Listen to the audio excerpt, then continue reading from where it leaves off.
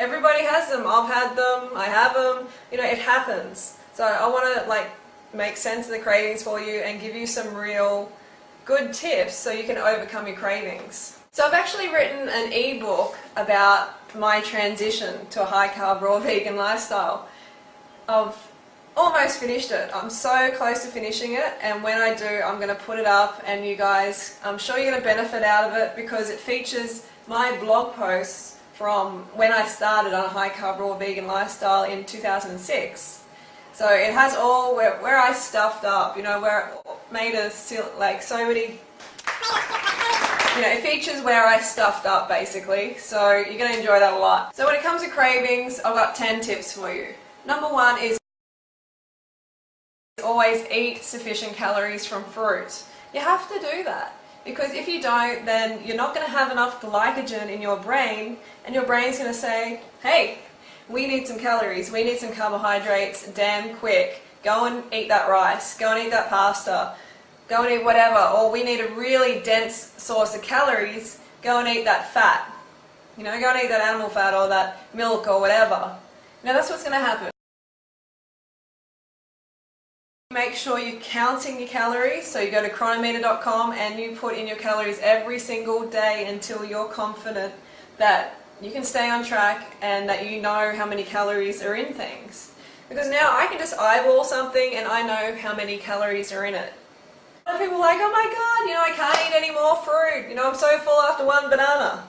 You got to try harder. If you think you're full off one banana, you're seriously mistaken. You're not in tune with your body. The people who say I'm full of one banana, then go and eat ice cream.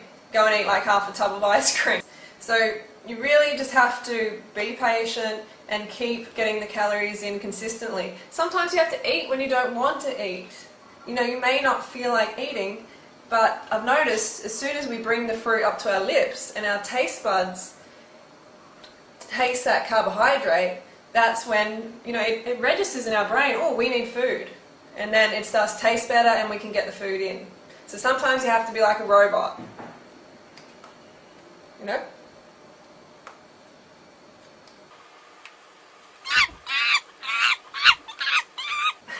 Okay, so you might have to do some bicep curls, some banana peel bicep curls.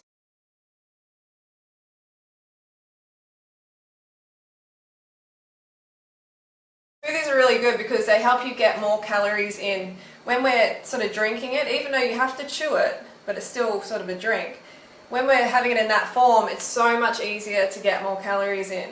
Okay, so really concentrate on smoothies early on in your journey and forevermore. You know, like I have a lot of smoothies. Most of the time, 2 of my meals out of a day are smoothies.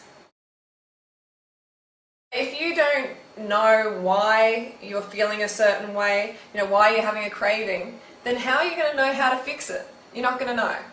So you need to educate yourself. Carbohydrates are brain fuel. Okay, if you're not getting enough glucose to your brain, then you're going to be craving things. You know, people try and complicate it all the time. They try and say, oh, you know, like it's not that, it's not, I don't need calories, it's because I was abused as a child, or I'm just having an emotional day, or whatever. It's not that, okay? You need calories.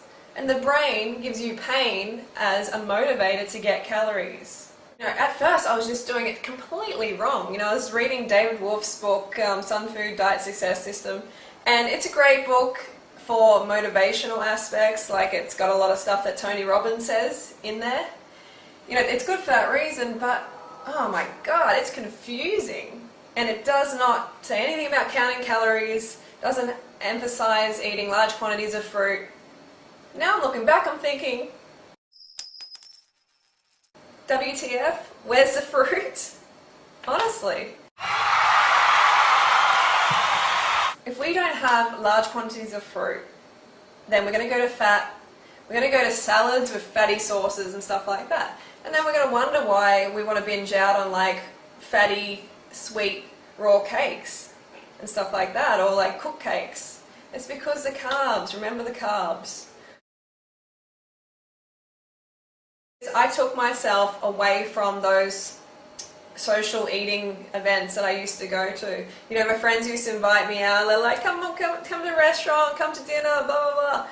And at the time I was really unstable, you know, I was like, oh God, I don't think I can stay raw and go to a restaurant. You know, now I have no problem at all, it's easy.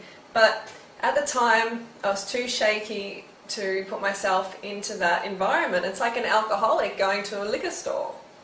And by the way, alcoholics, they are just carbohydrate deficient as well, because alcohol is carbs.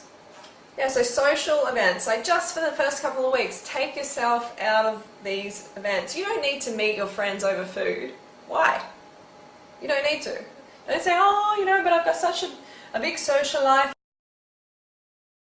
Organise to meet them in the park, go for a jog together, do something outside of food. Or if you really, really have to go, you've got to eat a lot beforehand. But I'm telling you, within the first couple of weeks, I recommend you just remove yourself from those challenging situations. Give yourself a fighting chance, for God's sake. I participated more on the raw food forum that I was on at the time. This really helped a lot because there was support on there. You know, people were encouraging me. You know, I was held accountable for what I was doing. And it helped immensely. So I recommend you go on 30bananasaday.com and be a part of the community, because community equals support. Honestly, it's the best support community for high carb raw vegan, for raw vegan, like on the planet, on the web. It's huge. So, and then when you go on there, help other people. So when you help other people, that makes you feel good, and then you want to look after yourself, you become an inspiration to others, and it just all falls into place more. Okay, big one is making a pain and pleasure list, and carrying that pain and pleasure list around with you everywhere. Alright, you know, just stick it in your back pocket, put it in your wallet, stick it on the wall, stick it on your fridge, wherever. You need to have that pain and pleasure list somewhere handy for when you get challenged. So number one is you need to eat enough fruit, obviously, and that's what's going to be most important. But the pain and pleasure list is going to back that up. It's going to keep you on track. You know, rip that list out and look at those reasons. Remember the reasons you came to this lifestyle and constantly remind yourself, or else you're going to be off the wagon pretty quickly. It's going to be even harder too. If you haven't eaten enough, you bring out that list, the list might mean nothing to you then. You may have enough pain. Like I had a lot of pain myself. You know, when I came to this lifestyle, I was really, you know, suffering from, you know, borderline chronic fatigue syndrome, acne. I was, you know, at least 20 kilos overweight as far as I'm concerned. And I had systemic candida. So I had a big, big list and big, big pain. Alright, so write your list. Write down why you came to this lifestyle. You know, what pain will you experience if you go back? Okay, and what pleasure are you going to experience if you stay on this lifestyle? Consider becoming an authority in the raw vegan movement. Okay, so this has really helped a lot for me. Is, you know, people look to me for inspiration. So if you're thinking, oh, you know, I wouldn't mind sort of like a career in this industry or something, like do it. We need more people. Right? And that's going to help you keep on track because you're going to become inspiration to others and they're going to hold you accountable. Okay, visualization is a big one. You know, it's not this is not hippie shit, okay? And it's actually really, really awesome and it works. I've designed my whole life using a vision book and it is, I think I'm doing alright. You know, I'm happy with how my life's going. And I look back over my vision book, it's all laid out there. The map is just there. I have followed that map almost exactly.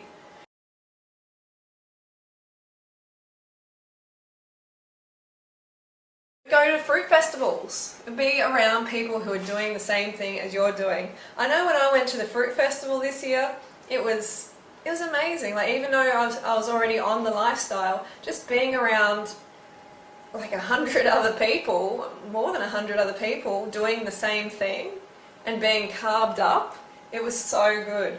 You know, when people have enough carbohydrates, it's like, God, I've never been to a gathering of people in such a good mood.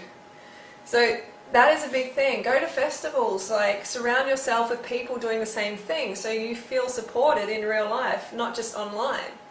And throw raw food picnics, you know, invite people over, start to meet people, get out of your comfort zone. Make bananas and dates your staple. It's so important. Like bananas and dates are like the rice of the high carb raw vegan movement.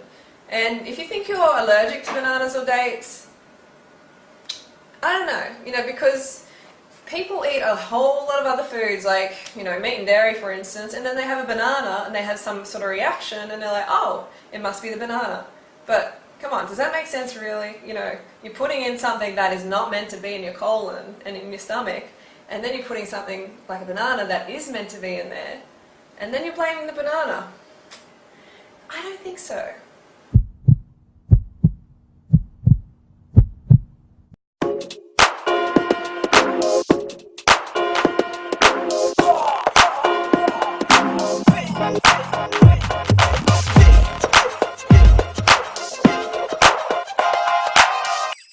La la la la la.